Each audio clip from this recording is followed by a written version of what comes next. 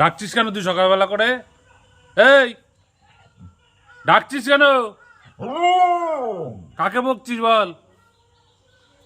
তুই বকছিস কাকে? সবাইকে জিজ্ঞেস কর ভালো আছো, একটু কমেন্টে জানিয়ে দিও।